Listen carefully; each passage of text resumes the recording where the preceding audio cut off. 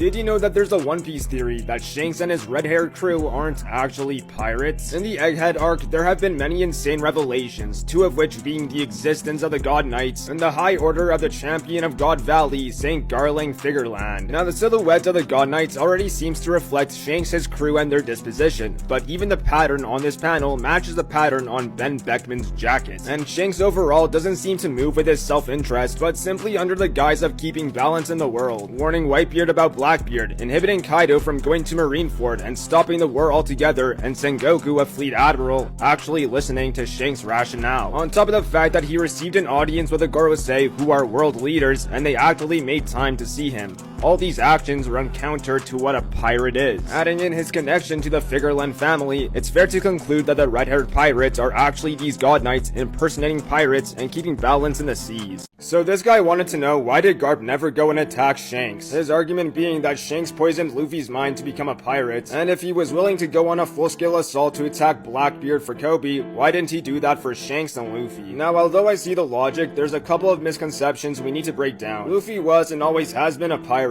Shanks simply influenced the type of pirate he became, and even if Garp disagrees with Luffy's dreams, he's not one to stand in front of his freedom. Garp constantly sacrifices his personal connections to safeguard his duty and freedom as a marine, and going against those ideals would antagonize his own personal code of justice. And Shanks also gave up his arm to save Luffy, so despite his feelings, to attack someone who displayed such morality would dishonor the sacrifice, Luffy, and himself. And bottom line, going after a Yonko is a significant undertaking because they're essentially world superpowers. Now, some might claim the Kobe situation, but that's a distinct exception, because Garp's actions were essentially a statement of passing the torch to the next era, following his own personal code and duty as a marine. So this guy wanted to know, why did Ace go after Blackbeard without his crew? For those who don't know, before joining the Whitebeard Pirates, Ace had his own fleet known as the Spade Pirates. But when he joined the Whitebeard crew, the Spade Pirates disbanded into several different divisions of the Whitebeard Pirates. So even if he wanted to call upon them, it would have been rather difficult because Ace was leading his own division. Whitebeard was also adamantly against Ace going after Teach, but one of the rules of the Whitebeard Pirates is that a commander must punish their subordinates for breaking the rules. This was not only a matter of pride, but code. This was a personal 1v1, and traveling solo, he could tackle more distance a lot quicker. Ace was also really strong, so logically, considering the information he had, this was a battle he could take. Now you gotta understand, literally no one expected Blackbeard to be as massive of a threat as he was, other than Shanks, and even Whitebeard thought he was full of it. The entire time Teach was on Whitebeard's crew, he kept a low profile, hiding his true nature and strength. No one predicted that Ace would lose, and perhaps that was the problem all along. So a fan wanted to know, how did Blackbeard get so strong? Which is an interesting question because most people have him on the fraud watch list. But in many ways, it's a severe misunderstanding of his character, because just as Shanks said, Blackbeard is more dangerous than he looks. Now perhaps Shanks was alluding to Blackbeard having a hidden ability that he chooses not to reveal, and that's why he somehow wins every off-screen fight, and while possible, I have a different answer. You see, what makes Blackbeard one of the most broken characters in One Piece isn't his array of devil fruits nor his hockey potential. It's his brutal, cunning nature that allows him to manipulate his environment to his advantage. That's what makes him the greatest threat. He cheats, he lies, he steals. He's everything that a pirate is, both in character and power. Having insurmountable power is one thing, but if you don't have the brains to back it up, it's wasted potential. Just look at Big Mom. Now, the real reason people call him a fraud is because he runs away from a battle nearly as much as Usopp does. But hey, even Joseph Joestar was a fan of the strategic getaways. A guy in the One Piece subreddit wanted to know why Rayleigh isn't actively hunted down by the Marines and the Navy. And in retrospect, it's actually a pretty good question considering he was Roger's right hand and he also found the One Piece. And so you would think that hunting down Rayleigh would actually be a #1 priority. Furthermore, they know his exact location, but the reason they don't hunt him down is actually because of all these things that make up who Rayleigh is. It's because he's the Dark King, he was Roger's right hand, and therefore he's a massive threat. Remember, this is the guy who swims in the calm belt for his daily workout. Rayleigh, like Mihawk, is a one-man army. If the Marines wanted to go catch him, they would lose an unimaginable amount of men. Engaging Rayleigh would be like trying to take on Whitebeard, except he's even more cunning, and he'd probably just run away. And to devote half your military might for one guy when you could use it more productively just doesn't make that much sense. On top of that, he doesn't really cause that much trouble. He just chills on Sabaody, gets drunk, and gambles away all his money.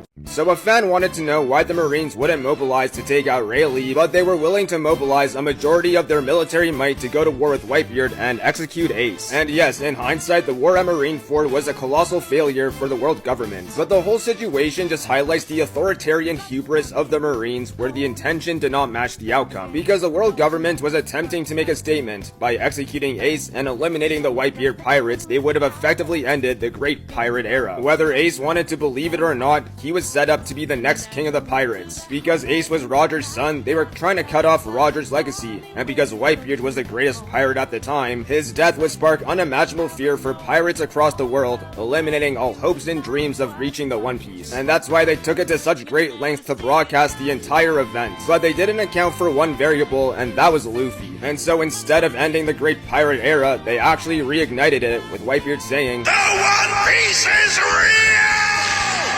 So this guy in the One Piece subreddit wanted to know how power scalers and the community reacted to Aokiji pulling up on Smoker and Doflamingo. And I'll be honest, my reaction was sheer amazement at the fact that Doflamingo was exuding hockey from his booty as he sat on Smoker. That was a next level violation. But more seriously, this showcased Doflamingo as a great fighter and a competent hockey user, highlighting that his power ranking was right in between the Vice Admiral and Admiral level, and he posed an actual threat to Luffy and the Straw Hats. It gave us a measuring stick about what pirates in the New World are actually like, because the endgame that was set up in Punk Hazard was always going to be Kaido. But to even think about that potential future, they first had to overcome this adversity. And we were not aware of Gear 4 yet, so the gap between Doflamingo and Luffy felt extremely large. And that's without mentioning the undeniable power presented by Aokiji, who, bear in mind, did lose to Akainu, although there was a type advantage. But the underlying message was that in the One Piece world, there's always a bigger fish.